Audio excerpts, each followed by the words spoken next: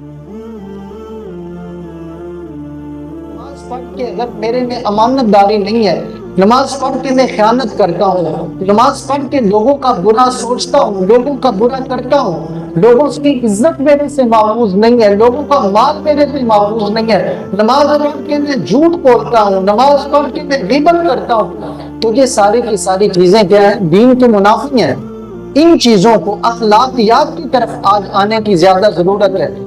آج ایک دوست ملا، مجھے بتا رہا تھا کہ ترکی میں 15 سال سے تو کہہ رہا تھا کورونا میں ایسا ہوا کہ ہم نے پیکٹ باہر رکھے کہ جس کی جو ضرورت ہے لے لیں، تو کہتے 10-15 دن پیکٹ پڑے رہتے تھے کہ کوئی بندہ بغیر ضرورت کے اس پیکٹ سے کوئی چیز نکال کے نہیں لے جاتا تھا، بس جس کی جو ضرورت ہے، جتنی ضرورت ہے اتنا اس نے اٹھانا ہے اور باقی اس نے چھوڑ دینا ہے کہ یار میں کسی اور کا حق کھانا کھانے والا بن جاؤں۔ جہاں ہماری صورتحال کیا ہے؟ ہم تو اپنے آپ کو ان سے بڑا مسلمان کہتے ہیں، یہاں کوئی چیز آپ باہر رکھ کے دیکھیں حشر کیا ہوتا ہے۔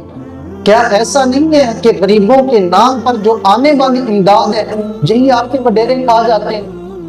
کیا وہی آیت پہ کمبل بعد میں مارکیٹوں میں ہمیں سیل ہوتے ہوئے نہیں نظر آتے؟ یہ آج ہمارے ایمان کا، ہمارے دین کا عالم ہے۔